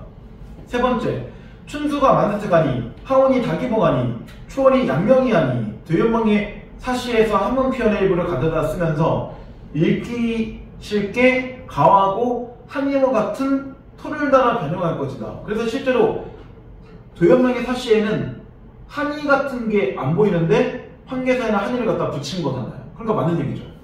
네 번째, 한 곳에 들어가니 육간대사 성진이는 석교상에서 팔선을 데리고 희롱한다. 뒤은 지어다 좋으시고와 함께 작품의 주제와 거리가 먼 표현이지만 연행영장의 통속적인 유연성을 반영해서 차용한 것이다. 그렇죠. 실제로 팔선을 데리고 희롱하는 거는 또는 지어다 좋으시고 이 두 개는 기리음이라는 거하고 아무 상관도 없잖아요. 그러니까 이거 맞아요. 그러면 정답이 5번이겠네요. 자, 병풍의 그림 황계수탁이 두날개를 두덩치고 짧게 목을 길게 빼어 긴 목을 에우리어 사경일점에 날새라고 꽃기 울거든 오려는가는 기존의 사수시조의 표현을 사용하면서 원래 표현 자체가 담고 있는 주제 정서를 유지한다 라고 되어 있는데 안 맞죠. 왜냐면 이 마지막 사설시조 자체를 보면 불가능한 가정한 다음에 맨 마지막에 뭐라고 나와요? 이렇게 나오잖아요. 노세 극이요. 얘기는 놀자 이 얘기잖아요. 그 주제가. 근데 황계사의 주제는 님에 대한 글이니까 두 개의 주제는 서로 안 맞잖아요. 그러니까 이게 주제와 정서를 유지한 게 아니라 변화시킨 거죠. 두 개 자체를 볼 때. 그래서 정답 5번 이렇게 나온 겁니다. 이게 좀 시해석이 좀 어느 정도 돼야 되는 문제가 있으니까 실제로 어렵죠. 자, 그 다음에 4번 보기를 한번 봐보세요. 자, 4번 보기를 보면 이런 거 나오죠. 자, 가와나는 님에 대한 사랑과 이별과의 비롯한 슬픔을 노래한다는 점에서 유사한 면이 있다. 그러면 주제를 대놓고 얘기했네. 가도 뭐란 얘기예요? 가도 똑같이 임에 대한 그 의미가 두 개의 주제는 같은 거죠. 가하고 나를 볼 때. 자, 그러면 화자의 내면 심리는 가에서 나에서 서로 다른 태도로 나타나는데 가의 화자는 자신이 처한 결핍의 상황을 이 결핍이라는 거는 님이 없는 상태를 결핍이라고 얘기하거든요. 그런 거를 거듭 환기하면서 슬픔과 원망의 감정을 드러내기도 하고 임의 훌륭함을 예측하면서 님에 대한 사랑을 표현하기도 한다. 나의 화자의 의문문의 형식을 빌려 떠난 후에 돌아오지 않는 님에 대한 원망을 주로 드러내면서 이별이 지속되는 원인이 자신 보내는 임에게 있다는 태도를 보이지만 다른 편으로 임에 대한 그림을 나타내기도 한다. 그래서 아까 보면 오려는가 그게 다 의문문이죠. 자, 여기에 맞춰서 한번 가를 볼게요. 가는 동동인데 굉장히 유명한 시예요. 우리는 처음 볼 수 있지만 이 동동은 기출문제 되게 많이 나와요. 앞으로도 한 번 정도 만날 수 있다는 얘기죠. 그의 종류가 얘가 고려가요예요. 고려가요는 특징이 있어요. 고려가요는 당연히 고려시대에 쓴 노래 만든 얘기잖아요. 보통 고려가요는 이렇게 기억하면 돼요. 물론 모든 게 다 이렇진 않지만 이게 가장 기본적 패턴이에요. 3분 줄임말이에요. 삼흥복, 분양치, 후령복 이거의 줄임말이에요. 얘가 딱 삼흥복으로 떨어지진 않아요. 이 시는. 근데 분양치라는 게 뭐냐면 연이 나눠졌던 뜻이에요. 실제로 정월, 2월, 4월, 8월, 10월 다 나온 건 아닌 것 같은데 뭔가 그죠? 이렇게 되면 뭔가 12월까지 있어야 되는데 빠질 것 같지만 연이 어쨌든 구분되어 있잖아요. 그 다음 맨 마지막에 보면 아우 등등까지 또 똑같이 반복되죠. 그래서 실제로 고려가요 하면 이 정도의 특징 점수는 기억하고 있어야 돼요. 자, 그러면 한번 동동은 그냥 북소리니까 별 의미 없어요. 그냥 의성어고 제목의 의미는 아무것도 없죠. 자, 그럼 정월이라고 내는 거 보세요. 정월은 1월을 얘기하는 거고 우리가 이런 거 볼 때 하나 느끼는 게 있어요. 한번 정월을 보면 좀 이상한 게 있어요. 1월의 내문은 아우 이건 그냥 뭐 영구 같은 게 되겠죠? 얼렀다가 녹으려고 하는데 세상 가운데 나서 이 몸이 홀로 지내는구나. 그럼 딱 봐도 결핍돼 있고 님이 없는 거니까 그리운 거잖아요. 외롭거나. 근데 이상한 게 1월이면 추운 계절인데 얼음이 왜 녹아? 이건 좀 이상하잖아요. 이게 이유가 있어요. 고전에서의 달력은 우리하고 차이점이 있죠. 음력이잖아요. 그러니까 실제로 1월력을 해도 2월이에요 이미. 그렇게 된 겁니다. 실제로 이번 연도는 좀 빠르지만 보통 우리가 2월 정도에 설을 세잖아요. 이번에 1월 마지막 주에 좀 빠르게 났지만 그래서 지금 앞에 뭐 공휴일 하루 정도 임시 공휴일 월요일까지 붙으니까 토일, 월, 화, 수 뭐 한 6일 정도 정정. 근데 어차피 방학 때니까 별 의미가 없네. 그죠? 어른들은 좋죠. 아, 어른들은 좋은데 저는 별로 좋겠네. 병원 가려고 했는데 병원 대다 신나고 했고 이런 그때 병원 갔는데 몸이 안 좋은 건 아니고요. 나이가 드니까 이제 피부도 좀 써야 돼서 나이 들면 이제 피부가 처져요. 그래서 이제 피부 치료 좀 해야 되는데 신나고 해서 추석 때나 해야 될까 좀 그러고 있습니다. 자, 그래서 이제 이거는 꼭 음력이라는 거는 염두에서 봐야 돼요. 그럼 우리가 정어를 가지고 볼 때는 이런 정도가 나오죠. 외로움 아니면 그리움 이런 정도의 정서가 나오죠. 그죠? 자, 그다음 2월 보름에 높이 켜있는 등불 같구나. 그러면 여기서 한번 보면 이런 거잖아요. 높이 있는 등불 같다 이런 거니까 이 등불 같다는 거는 뭔가 비유적으로 얘기한 거니까 나는 지금 등불을 보고 있는 게 아니에요. 뭐뭐 같다는 지급법이죠. 예를 들면 그죠? 그래서 지급법 볼 때 뭐뭐 같은, 뭐뭐처럼 또는 뭐뭐 듯이, 뭐뭐 있냐 이렇게 4개가 나오면 우리는 그걸 지급법이라고 하는데 실제로 비유법 안에 이렇게 지구던, 의유던, 의인이던 또는 허유던 또는 비유던 이런 게 포함되어 있는 거예요. 이런 식으로. 그러니까 지구 대신에 비유라고 나와도 된다는 얘기죠. 유일하게 의인만 유자가 안 나오고 나머지는 다 비유고. 그러니까 우리가 과거에 보면 역설, 반어 또는 뭐 설이, 영탄, 대꾸 이런 것들은 비유라는 말을 쓰면 안 돼요. 걔는 비유법이 아니니까요. 좀 다른 얘기입니다. 그러면 뭔가 등불 같은 게 있다는 건데 그 다음에 이렇게 나오죠. 만인을 비추실 모습이다. 그 만인을 비춘다는 거는 뭔가 위에서 우리에게 빛을 내린다는 거잖아요. 근데 이게 아까대로 보면 분명히 님에 대한 그리움을 얘기한다는 거니까 만인을 비춰줄 존재는 한 명밖에 없겠죠. 내 입장에서. 님이겠죠. 그래서 지금 여기가 2월이죠. 좀 넘어서 6월은 이모의 어떤 뭐 훌륭한 이런 걸 얘기하는 거죠. 그러니까 남을 비춰줄 정도로 이면 되게 훌륭한 사람이에요.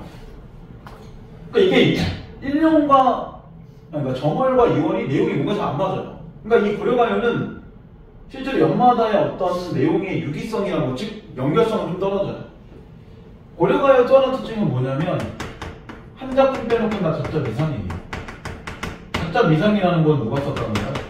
한글이 썼다는 거고 고려시대는 한글이 없잖아요. 그래서 처음에는 부전이 입에서 입으로 전해진 거죠. 그래서 고려가요는 특이하게 언제 지었는지를 우리가 아는 작품이 하나도 없어요. 딱 하나 빼놓고 하나만 유일하게 작가가 있는 작품이 있어서 그 정도 배회하고는 정확한 지은 연대가 언제인지 그 다음 기록이 조선시대에 됐기 때문에 실제로 처음의 모양 자체와 바뀌었을 겁니다.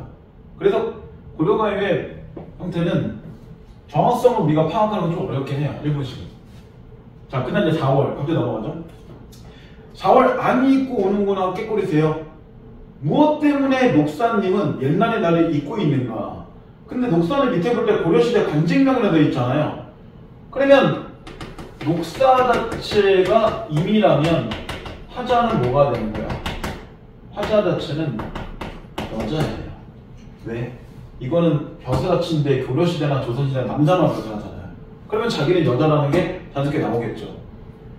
물론 뭐 이럴 수 있죠. 이 사람 남자라도 남자가 남자 좋아할 수 있잖아 이런 건데 아직 법적으로 우리나라 그런 거 허용이 안 되잖아요. 그렇게까지 보기엔 좀 무리가 있죠. 그죠? 언젠가는 바뀌어서 뭐 동성 결혼도 허용할 수 있겠지만 아직은 아니니까. 그죠? 자, 그럼 여기서 우리가 느낄 수 있는 건 뭐냐면 꾀꼬리는 첫 번째 줄 때 안이 있고 오는 거니까 항상 나한테 오는 거잖아요. 계절마다. 근데 얘는 안 오니까 그건 딱 반대로 움직이죠. 얘는 오는 존재, 얘는 오지 않는 존재. 그래서 4월에는 이 얘기하죠. 왜 안 와? 꾀꼬리를 오는데 너는 나 잊은 거야? 이렇게 얘기하니까 여기서 뭐가 있는 거야? 이에 대한 원망인 거야. 오지 않으니까. 이런 내용입니다. 자, 그 다음 이제 8월. 8월 보름이 가윈날이 있지만 가윈날이 우리가 8월에 명절 하나밖에 없잖아요. 추석이죠. 그러니까 8월에 한가위이지만 그래서 추석을 한가위라고 하는 거니까 이 가윈날이라는 게 한가위의 줄임말이에요. 근데 님을 모시고 지내야 오늘날이 나에게 한가위가 된다. 그 얘기는 뭐냐면 아무리 좋은 날도 님이 없으면 별로 즐겁지 않다는 거죠. 왜냐면 사랑하는 사람이 같이 있어야지 뭔가 즐기고 놀고 할 건데 벚꽃놀이나 뭐 이런 거를 갈래도 혼자 하는 사람은 없지 않을까요? 일단 저는 혼자는 안 가본 것 같아요. 네, 그러네요. 혼자는 좀 남들 다 막 연인끼리 오거나 가족끼리 가서 혼자만 있으면 좀 뭔가 뻘쭘할 것 같은 느낌. 혹시 혼자 영화관 가본 적 있나요? 없구나. 가면 좀 그런 거 느껴요. 좀 약간 뻘쭘한 느낌? 혼자를 저는 영화관 자주 다니긴 하는데 코미디 영화는 혼자 가기는 그래요. 같이 웃을 사람이 막 웃는데 옆에 다 아무도 안 내려옵니다. 좀 뻘쭘한데? 그래서 다른 영화들은 그냥 혼자 보는데 코미디 영화는 혼자 보니까 그런 느낌이 있어서 그 영화는 그냥 집에서 옆에 고민 영화 보고 아 웃기잖아 하고 저희 그러고 봅니다. 네. 그것만 싫어요. 근데 저희 애가 같이 보고 저희는 아직도 뽀로로를 맨날 보기 때문에 뽀로로 다들 부자예요. 저 집 한 채씩 다 있고 크롱건 좀 근데 애가 좀 개념이 없는 것 같아요. 그죠? 월세도 안 내고 방비도 안 내잖아요. 억티 같은 느낌. 약간 이건 이제 어린애만 있겠죠? 그래서 8월은 뭐냐면 그리움이죠. 그리고 외로움이죠. 아, 님이 없는 한가 이거 의미 없어. 이런 얘기잖아요. 자, 그 다음 이제 10월. 10월에 점여놓은 보리수나무 같구나. 꺾어버리신 후에 지닐 뿐이 없구나. 그러면 보리수 나무 같구나는 또 마찬가지 뭘 비유한 거잖아요. 나무 같다. 그럼 뭐가 나무 같은지는 찾아야죠. 근데 꺾은 다음에 그걸 지닐 뿐이 없대. 지닐 뿐이 없다는 건 쉽게 가면 님이 나를 사랑했다가 나를 버리고 갔다는 의미가 되겠죠. 그래서 이 보리수나무는 이걸 얘기합니다. 버림받은 의미 없이 있는 자기 자체를 비유한 거예요. 그럼 맨 마지막에 이 10월의 자체의 주제는 뭐가 되는 거야? 안타까워. 이런 거죠. 아, 나 버림받은 것 같아. 이런 거죠. 그러니까 조금씩은 주제들이 좀 다르죠. 자, 그럼 1번, 2번, 4번 이 세 문제를 한번 풀어보세요.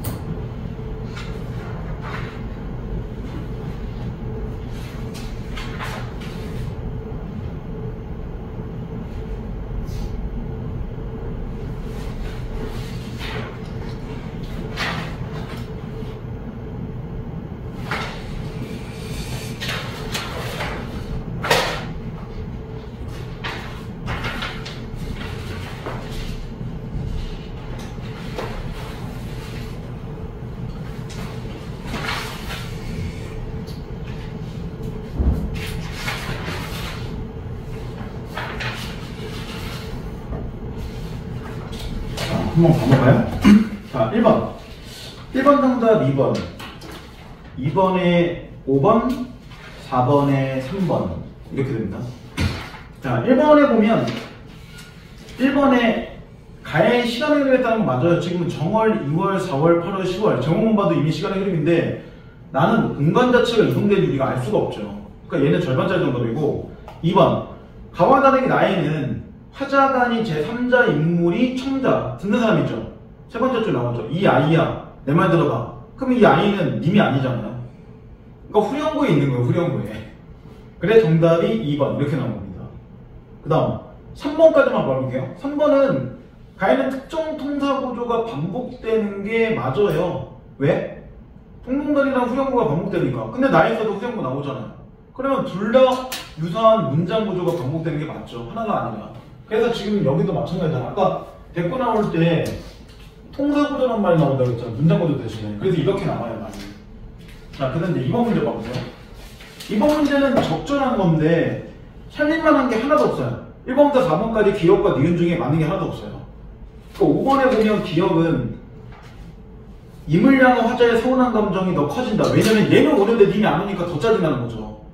차라리 얘도 안 오고 님도 안 오면 모르겠는데 오는 존재도 있는데 넌 왜 안 와? 이렇게 되는 거니까요. 그 다음 니은 자체는 병풍의 그림 환기수탑은 실제로 올 수가 없으니까 뒤에처럼 자신이 말한 일의 실현 가능성이 희박하다. 이게 맞는 거죠. 불가능한 거니까. 자, 그 다음 이제 4번. 적절하지 않은 건데 1번에 A는 얼고자 녹고자 하는 냇물과 화자와 대비. 그렇죠. 나는 지금 홀로 있다면 마음이 얼고 있을 건데 냇물은 녹고 있으니까 나하고 반대죠. 그 다음 이번에 B는 임의 모습을 사문에 빗대어 등불겼구나. 이건 아까 얘기했으니까 안 해도 될 것 같고. 세 번째 가인난의 상황과 처지를 대비해서 님을 모시고 지내야 오는 날이 가인날이구나 라고 하는 거는 의지를 가진 게 아니죠. 그냥 님이 없으니까 쓸쓸하구나 이 얘기였잖아 아까. 그러면 주제를 아까 이렇게 그리움과 외로움으로 적으면 안 되죠. 의지라고 적어야 되잖아요. 그러니까 정답 3번. 이 문제는 이제 경성 문제죠. 이렇게 나온 거죠. 자, 그냥 세 번째 걸 한번 넘어가세요. 세 번째 건 좀 짧죠? 세 번째 거는 마찬가지 3번의 보기를 봐보세요. 이거는 이제 고전 시간을 공부하는 특징에서 이렇게 보는 건데 사실 모의고사는 이런 식의 구성물을 갖고 나오지 않아요. 왜냐면 모의고사는 시 자체를 이렇게 세네 개를 보여주는 게 아니라 보통은 2개 정도를 깔아주고 가거나 아니면 여기다가 뭘 까냐면 현대시나 고전 중에 하나를 뒤에다 수필 같은 거나 깔죠. 보통은. 근데 둘 다 깔지는 않고 둘 중에 하나만 깔아요. 수필 자체가 내용이 쉬워도 어쨌든 뭔가 긴 게 있으면 시간이 걸리게끔 돼 있으니까 그건 조금 나오죠. 자, 3번 보기 이런 거 나오죠. 가하고 나는 표면적으로는 정경을 묘사했다. 그냥 사물을 또는 자연물을 묘사한 작품처럼 보입니다. 그러나 다음과 같은 작품의 창작의 다양한 맥락을 고려해 본다면 작품을 깊이 있게 감상할 수 있습니다. 먼저 가는 고려 후기에 악행을 썼던 충혜왕에게 충원을 하다가 낙향한 작가의 염려를 담아낸 것을 보기도 합니다. 나는 조선 초에 단종을 내밀고 앙일의 찬탈한 세조에 대한 작가의 반감을 나타낸 것을 봅니다.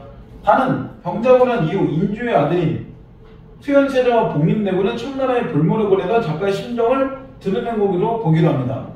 마지막 나는 정치적으로 혼란한 조선 후기에 농촌에서 실제 체험을 통해 소박하고 순수한 삶의 공간으로 농촌의 가치를 인식한 작가의 모습을 반영한 것을 보기도 합니다. 이렇게 그냥 보라는 얘기잖아. 예.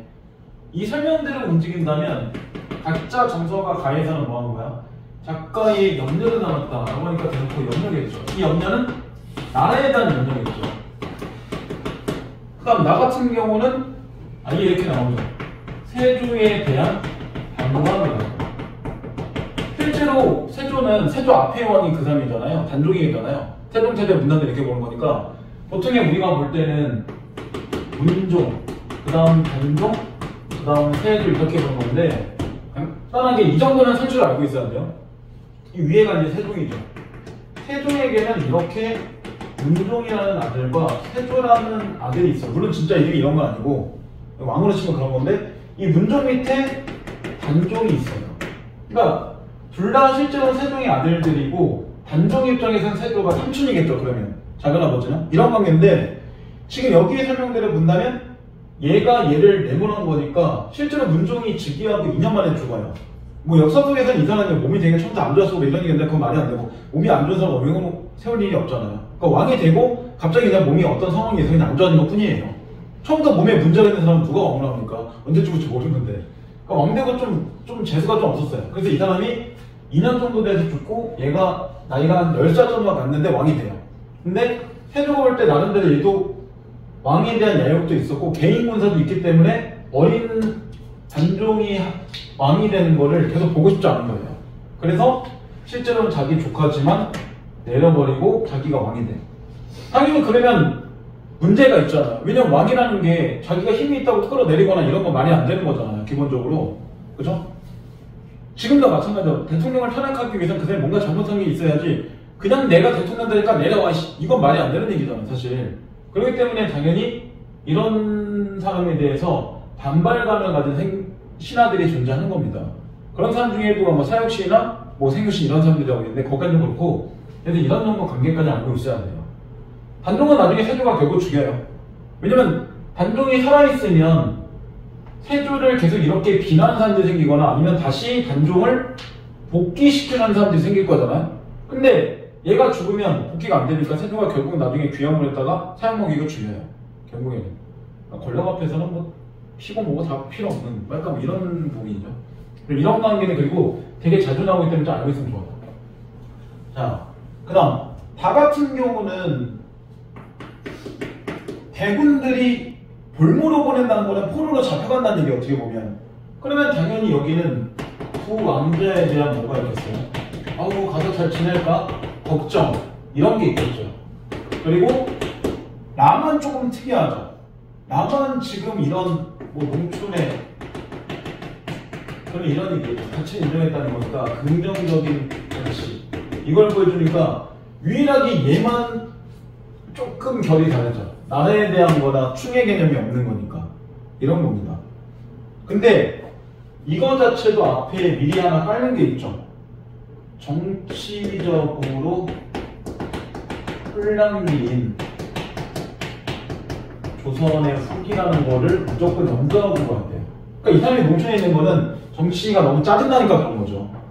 그러니까 전체적으로 다 사대가 쓴 거예요. 조금씩은. 만약에 정치적으로 짜증나지 않았으면 혼란기가 아니었으면 이 사람은 계속 정치했었겠죠. 그런 겁니다. 그러니까 이 말에는 다른 말로 하면 이거에 대한 반감이 있는 거죠. 그런 겁니다. 근데 이거를 만약에 모르고 보면 이게 안 보여요. 전혀 시안에서. 한번 볼게요. 실을. 자, 이왕의 월백하고 은한이 상적인제 하라는 말은 항상 뭐냐면 그냥 꽃이에요. 외국사는 이게 꽃의 이름이 중요한 게 아니기 때문에 그냥 꽃이라는 것만 알겠으면 돼요. 꽃이 그렇게 하얗고 은한이라는 거는 뭐 밤 11시 정도 시간 얘기하는 거예요. 아, 상경이라는 시간 자체가. 은한 자체가 상경인데 일제 중심을 즉 봄이 어린 마음을 자규라는 건 새 이름을 얘기하는 거예요. 자규는 새야 네가 알게 되냐면 정이 많은 것도 병인양하여 잠 못 들어간다. 그러니까 가를 그냥 보면 봄밤에 잠을 못 이룬다. 이렇게밖에 안 보이는데 그럼 이 사람은 왜 잠을 못 자? 이것 때문이라는 거죠. 그래서 일부러 보기를 맞춰야지 이 사람이 어떤 마음인지 알 수 있기 때문에 무조건 보기를 먼저 봐야 돼요. 어쩔 수 없이. 안 그러면 이렇게밖에 주제가 안 나오잖아요. 그 다음에 두 번째 시. 그리고 이 간은 좀 자주 나오는 시니까 나중에 또 볼 일 있을 거예요. 자, 까마귀 눈비 맞아 흰은 것 같지만 검구나. 그럼 결국은 까마귀는 흰 척하지만 사실은 검은 존재야. 그냥 이런 얘기죠. 야간명월이 밤인들 어둡겠는가? 야간명월. 그러면 뭐 하는 거야? 밝은 달이란 얘기죠. 밝은 달이 밤인들 어둡겠느냐? 그럼 밝은 달은 밤에도 어둡지 않겠죠. 밝으니까요. 임양한 일편단심이야. 붙일 필요가 있을까? 그럼 임양한 일편단심. 그래서 얘의 주제를 그냥 보면 임에 대한 일편단심. 그럼 여기서 이야기하는 임은 누굴까? 이 여기대로 본다면 세조의 반감을 가지고 있는 사람이니까 단종을 얘기하겠죠. 그죠? 왜냐면 단종을 다시 복원하고 싶은 사람이 쓴 거잖아요. 나는 이 사람들 반감이 있다는 거는 다시 이 사람이 아까처럼 단종을 끌어내렸으니까 단종을 옹이하기 위하고 단종에 대한 영원함만 갖고 있어. 그러니까 일편단심이라는 건 추문이라는 거죠. 이렇게 보이는 겁니다. 근데 이런 게 없으면 정말로 사랑에 대한 시처럼 보이죠. 그죠?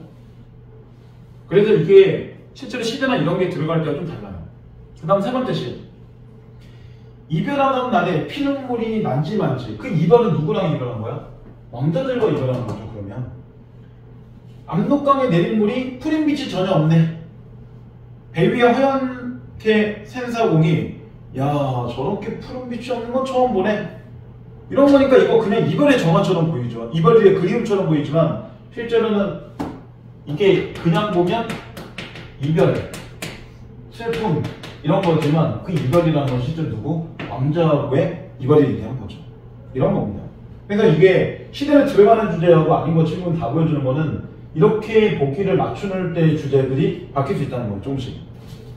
자 마지막 가. 이거는 보면 느끼는 게 있죠?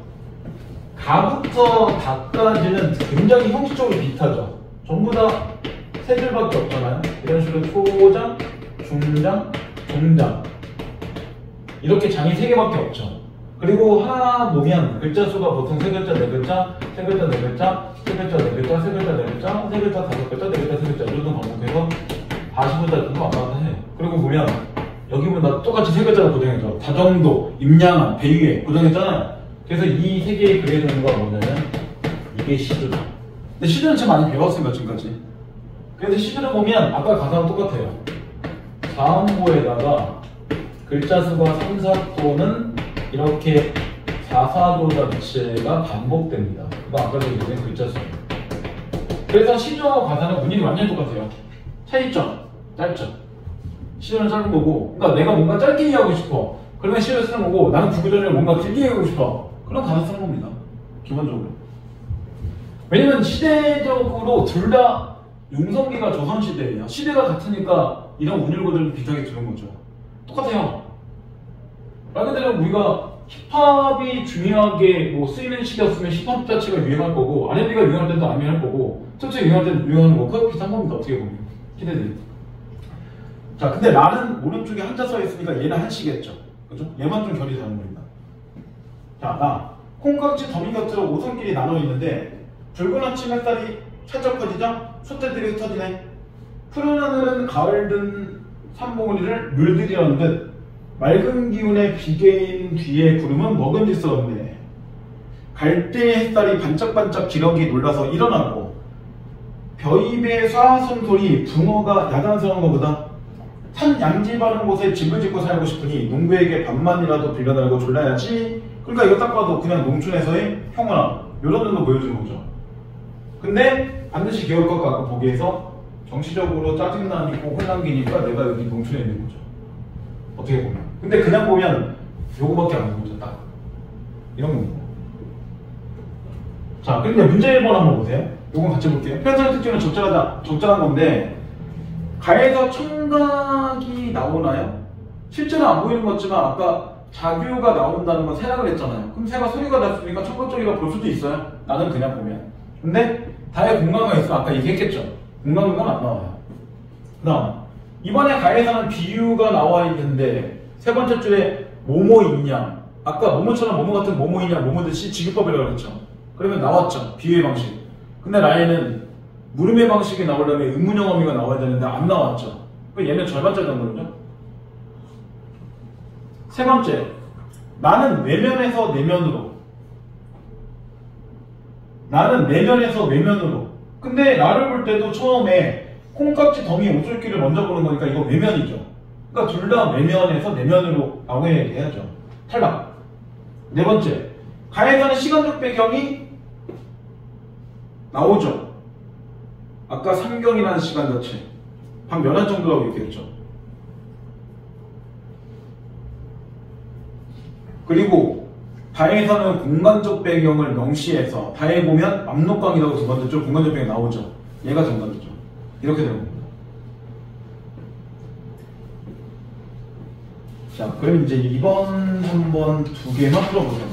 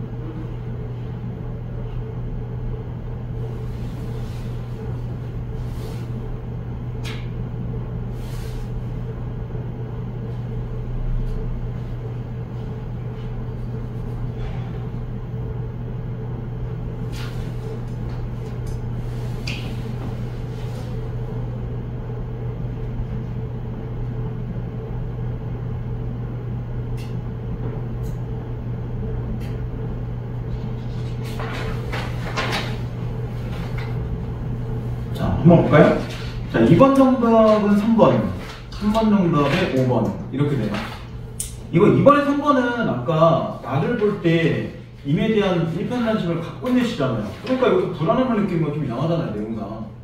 그리고 야광명언은 밤인들을 어두우랴? 이걸 보면 밤에도 어둡지 않다는 얘기잖아요, 결국에. 그러니까 어둡지 않다는 건 자기 빛을 쭉 갖고 있는데 어떻게 불안한 거야? 빛이 없는 게 불안한 거지. 그 다음 3번 문제 같은 경우는 위에 아까 설명 다 했기 때문에 4번까지 다 보여요, 어느 정도는. 근데 5번을 볼 때 화자가 산 바른 곳에 집을 짓고 살고 싶다고 언급했어. 이건 맞아요. 언급했으니까.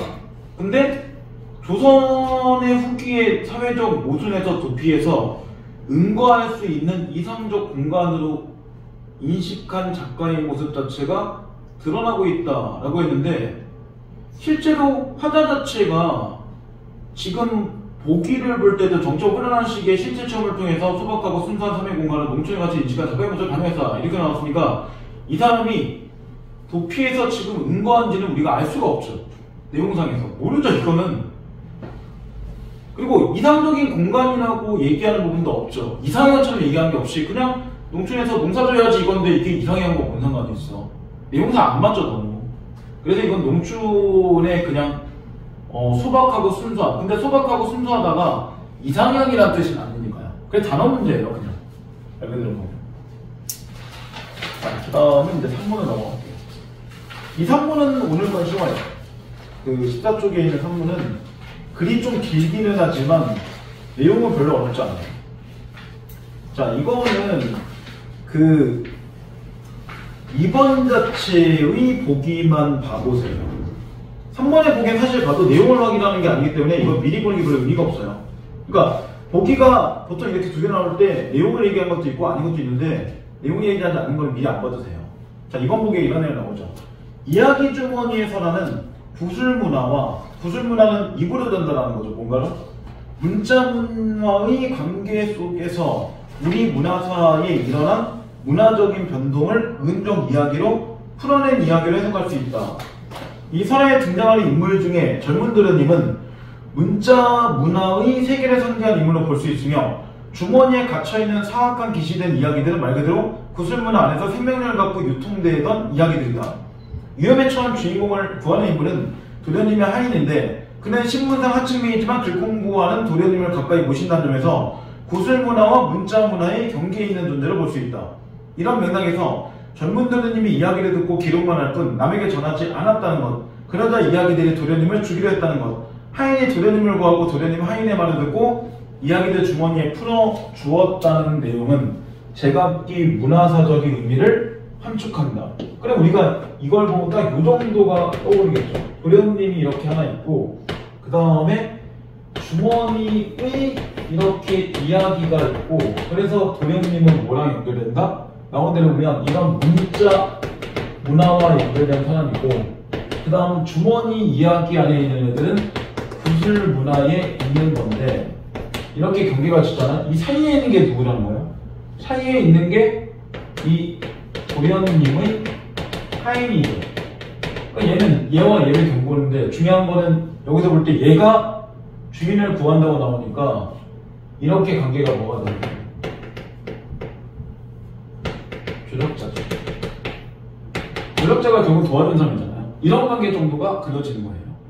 이거 실제로 쓰는 게 아니라 시험 볼 때는 머릿속에 이 정도 떠올라야죠. 이걸 언제 다 쓰고 있습니까? 이건 제가 수업을 하면서 이렇게 보여주는 건데, 이런 정도 식으로 자꾸 라인들을 만들어 보라는 얘기를 하는 거예요.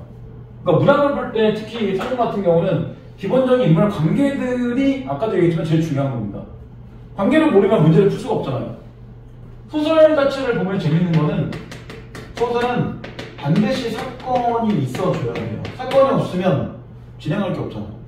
갈등은 있을 수도 있고 없을 수도 있는데, 여기는 갈등이 있죠. 왜냐면 이야기 중에 갇혀갖고 얘 때문에 짜증내 하잖아요. 얘는 죽여버리려고 하는 거니까 얘는 안 죽고 싶은 애잖아, 당연히. 그러니까 이 사이에는 이렇게 갈등이 존재하는 겁니다. 사건마다 다 갈등이 있을 수 없어요. 갈등은 이렇게 갈등이죠. 말 그대로 엄마가 이런 거예요. 공부해! 아 싫어! 나 놀 거야! 이러면 갈등하는 거예요. 근데 공부해! 네. 그럼 갈등 없는 거예요. 간단하잖아요. 갈등이 항상 있는 건 아니에요. 자, 이거는 나를 먼저 볼게요, 한번. 그러면 자, 나 그 전에 참 대간집에서 독선생을 앉혀놓고 아들 공부를 시키는데 이놈이 공부하지 않아? 허지면은 자기 아버지하고 그 이웃 노인하고 앉아서 옛날 얘기하는데 이놈이 공부를 하면서도 이 얘기를 하는 것을 다 적는 거야. 적어서 하루 저녁에 한마디 들으면 하나 적어서 요걸 꼭 종이에다 적어가지고 요놈의 걸 봉해가지고 주머니 하나 만들어서 거기에 쳐놓고 한 개. 3년 동안 딱 그래보니까 주머니 3개가 다 쳤어요. 그러니까 자기 방 대들보에다 달아놨어. 요놈의 걸 얘기주머니를 보니까 3년 동안에 저녁마다 한 개씩 집어넣었으니까 얘기주머니가 엄청나게 얘기가 많이 들어간 거예요. 주머니 3개 탔으니까. 다른 때 되던 장가를 가게 됐어요. 누가? 도련님이. 이런 동네에서 살 것 같은 저기 홍천쯤 장가를 가게 됐어요. 이런 영이라는 거는 명, 고개를 얘기하는 거예요. 동산령 이런 거 나오잖아요. 그래서 산을 하나 넘어가는데 그 전에 왜 가마에다 이렇게 가야 되잖아요. 그런데 내일쯤 출발하게 되면 오늘쯤 자기 아버지가 이제 하인들이 있으니까 하인들을 명령하는 거야. 너는 내일 누구누구 가마를 모시고 누구누구는 손님을 대접해라. 이렇게 정해졌단 말이야. 그러니까 가마 타고 가는 거잖아. 양반이니까. 그런데 그 가마 모시고 그 스님도령님 모시고 고개를 넘어갈 그 종이 참 동짓딸인데 헛개눈이 밤에 갑작스럽게 와서 눈을 쓸러 눈이 내렸으니까 눈을 쓸어야 되잖아요. 그 실감한 거 쓴다는 얘기죠. 도련님 방 문턱에 이렇게 돌려 실제니까 쓰려고 하니까 그 방은 도련님은 없고 빈 방인데 얘기소리가 등등 나는 거예요. 그 전에 공부하던 방인데 도련님 여기 안 계시는데 여기가 무슨 이야기 소리가 나는가 말이요. 그래서 귀를 이렇게 거기에 가서 기울여 들으니까 아주 여러 사람이 떠드는 게 이놈이 우리의 주머니에 넣어가지고 안 풀어놓는다는 얘기야. 그러면 주머니 이야기들이 즉 주머니 안에 있는 이야기들이 하는 거를 도련님이 하인이 지금 듣고 있는 거죠. 이놈이 우리를 주머니에 가지고 그냥 장가가 버리네? 뭐 이런 얘기죠. 그러니까 얘가 내일 고개 넘어가 장가 간다니까 내일 우리가 잡아야 돼. 우리 이렇게 이걸 잡아야 되는데 이거가 도련님을 얘기하는 거죠. 도련님을 잡아야 되는데 그런 뜻이에요. 그러니까 이런 토론이 많이 나오겠지. 은 귀신끼리라도. 그러니까 이야기 주머니 안에 있는 이야기들은 귀신이라는 얘기죠. 아까 거기에 보인 것처럼. 그러면 그걸 즉 도련님은 어떻게 잡아야 되느냐. 그러니까 내 말대로 동지석달은 이 고개의 마루턱에다 남대없이 돌배를 크다만 걸 하나를 이렇게 입이 피어 늘어지게 하고 돌배가 이렇게 매달리고 하면 그걸 먹으려고 애를 쓸 거야. 그러니까 그놈의 걸 이렇게 딱 만들어 놓고 새신랑이 오다가 그것만 딱 쳐먹으면 죽을 테니까 그런 걸 해놓자. 요걸 가베바리 모시고 갈 그 종놈이 들었단 말이야. 도련님 내가 살려야겠다는 결심먹었어. 왜? 도련님 죽이겠다는 음모가 있으니까 당연히 주인 자체니까 살려야 되는 거잖아. 자, 그 다음 귀신은 이야기들의 계획을 엿든 나이는 결혼을 위해 떠나는 도련님을 따라 나서고 귀신이 된 이야기가 만드는 함정부터 도련님을 구한다. 정확하게 나오잖아요. 조력자인 거. 구했죠. 그래서 자 뒤에 그래서 그 얘기를 했어. 윤실년 이렇게 돌아가니까 도련님 그 공부하던 방에 서로 귀신들끼리 얘기를 하는데 그날 가지고서 풀어주지 않으니까 이걸 잡아야 되겠다고 그러면서 돌배를 만들어 놓고 그걸 죽게 이렇게 하자고 그래서 내가 일부러 그렇게 당신 구하려고 따라간 겁니다라고 하인이 얘기했겠죠. 그래서 도련님이 가만히 생각해보니까 그 얘기 주머니 생각나거든. 아 그래. 그래서 자기 공부하던 방에 가보니까 대들보에 얘기 주머니 3개 이렇게 똘똘 말아서 이렇게 주머니 속에 가득가득 채우는 게 매달려 있거든. 아 그래 이놈의 얘기 주머니를 갖다가 가서 터쳐서 다 풀어내버렸단 말이야. 그때 헤쳐내버렸는데 겨우 나는 그놈의 걸 주워 듣다 보니까 그저 한반 주머니밖에 못 가졌어요. 이걸로 끝냅니다. 그러니까 딱 봐도 이거는 도련님의 이야기를 전달하는 누군가가 따로 있는 거죠. 주인공은 도련님이지만 중간에 보면 굿을 입에서 입으로 전달하는 게 이상한 게 나오죠. 처음에 뭐 참, 이런 것들 이상하게 아마 말에 그냥 특징이겠죠. 건너가기죠. 이렇게 붙이는 게 있습니다. 자, 이따 이제 이걸 잠깐 풀어보시고 자, 그리고 이제 간은 그냥 생으로 보세요. 간은 사실 생으로 볼 수밖에 없어요, 지금. 자, 이야기꾼 오문은 짧게 한 쪽 나오죠. 서울에 오치성을 가진 사람이 있었다. 그는 옛날의 자락이 유명해서 두루 재상가의 집에 드나들었다. 그는 십성의 오이와 나무를 지겼는데 때문에 사람들이 그를 오무름이라고 불렀다. 그 이름의 유래를 밝혔죠. 대개 물음이란 익힌 나무 이름이요. 오씨와 오이가 음이비탄 때문이었다. 한 종실이 늙고 네 아들이 있었다. 물건을 사고 팔기로 큰 부자가 되었지만 천성이 인색해서 추호도 남주에 싫어할 뿐 아니라 여러 아들에게조차 재산을 나누어 주지 않고 있었다. 더러 친한 것이 권하면 내게도 생각이 있노라. 대답할 뻔 세월이라도 참아 재산 나눠주지 못하였다. 굉장히 구두쇠인 거죠. 하루는 그가 오물을 불러 이야기시켰다. 오물음이 마음속에 꿰려내어 옛 이야기를 하나 지어서였다. 장안갑부에 이동지라는 이가 있었습니다. 이분이 부귀장수하고 아들을 많이 낳아서 사람들이 늘 상팔자, 좋은 팔자라고 불렀습니다. 그런데 이동지가 가난하여 고생하다가 자수성가는 자기가 열심히 노력해서 자기가 성공하는 거죠, 스스로. 그래서 옹이라는 거는 늙은이 얘기하는 거고, 부잣집 늙은이라는 뜻이에요. 부잣집 늙은이라는 말을 듣게 되었기 때문에 성질이 일찍하였으며 비록 자식 형제에게도 달라진 부치한 게 주는 법이 없었습니다. 죽음에 임박해서 곰곰이 돌이켜보니 태생만사가 묻어 허사이고 자기는 오직 재물제자 한자 일평생 종이 되어서 얽매인 셈이었습니다. 병석에서 생각해볼수록 이때는 어쩔 도리가 없는 일이었습니다. 그래서 여러 자식들을 불러 유언하기를 내 평생 고생고생하여 재물을 모아 이제 부자가 되었구나. 그런데 지금 저승길로 떠나는 마당에 100가지를 생각해본들 한 개 물건도 가져갈 도리가 없구나. 왜냐면 죽을 때 뭘 가져갈 수 없으니까요. 지난날 재물에 인색했던 일이 후회스럽구나. 명정 앞을 서니, 명정이라는 게 뭐냐면 보통 과거 사극 같은 거 보면 장례를 집에다 치는 게 아니라 가마도 같은 거 타고 올라가잖아요, 산 쪽으로. 그리고 거기다가 이제 목을 하고 거기다 사람 넣고 이렇게 하는 건데, 거기에서 얘기하는 그 명정이라는 게 죽은 사람의 기록을 이제 적어놓은 그런 것들 얘기하는 거예요. 그래서 그런 것들이 앞에 서니 깃발이 얘기하겠죠? 상여 소리가 구슬프고 공산에 낙엽 찌고 밤비 내린 쓸쓸한 무덤 속에 비록 한 푼 돈인데 수수가 있게 되냐. 내가 죽어 영습하여 입관할 때 두 손에 악수를 끼우지 말고 반향편에 구멍을 뚫어 내 좌우손을 구멍 밖으로 내놓아 길거리 행인들로 하여금 내가 재물을 상같이 두고 빈손으로 돌아감을 보도록 해라. 이러고 주었습니다. 이동지가 죽은 후에 자식들이 감히 유언을 어기지 못하고 그대로 시행했답니다. 소인이 아까 노상에서 우연히 상행을 만나, 상행이라는 게 그 장례인날을 얘기한 거예요. 장례인날을 만나 두 손이 관 밖에 나왔으면 이상히 여겨 물어봤더니 곧 이동지의 유언이었습니다. 인지당사 기연야선이라더니 옳은 말입니다. 그 써있죠. 논어에 나오는 말로 사람이 죽으려 할 때 그 말이 착하다는 뜻이다. 자, 그리고 다시 내용. 그 종신노인 듣고 보니 은연중 자기를 두고 한 이야기였습니다. 그리고 그의 말에 조롱한 뜻이 들었지만 그 말이 이치에 타당했습니다. 왜? 실제로 죽을 때 아무것도 못 가져가잖아요. 이에 집석에서 깨달은 바가 있어 온무림에게 상을 후하게 주어 보냈다. 그 이튿날 아침에 드디어 여러 자식 앞으로 재산 하나 주고 일가 친구에게 보험을 주었는데, 그리고는 산정에 들어가서 검문과 술을 지기 위한 정신토록 금전상의 말은 이별이지 않았다. 여기는 갈등이 없죠. 그럼 여기서 볼 때 우리가 알 수 있는 건 딱 요 정도를 알 수 있는 거죠. 이 오모름이라는 사람 자체는 뭐라는 거야? 이 사람이 여기 원래 있는 사람이고, 그 다음에 이동지라는 사람 자체 이야기에 나오는 게 결국은 보조관점이고 비유적인 거잖아. 그러면 이 이동지 이야기에는 왜 한 거야?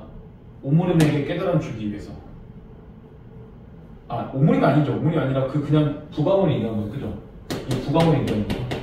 그래서 이 부가홍에게 깨달음을 주게 하기 위해서 오므림이 이 얘기를 한 거죠. 그러니까 이런 얘기를 딱 보면, 왜 이렇게 인색해? 이제 죽을 날도 얼마 안 남았는데 다 그냥 자식들 줘. 줘서 가져갈 것도 아닌데. 그런 얘기죠. 그러니까 오는 건 되게 쉬운 얘기예요. 이 정도면. 갈등 관계도 많이 없고. 자, 그러면 이제 한번 3번까지만 문제 풀어보세요. 사실 원래는, 이건 제가 이제 쭉 하면서 한 거지만, 원래는 아까 2번을 그렇게 보고 2번 문제 먼저 풀고, 필수 한번 이런 식으로 가줬어야 돼요, 원래는. 근데 지금 이제 한 번에 얘기고. 한 4분만 시간 드릴게요.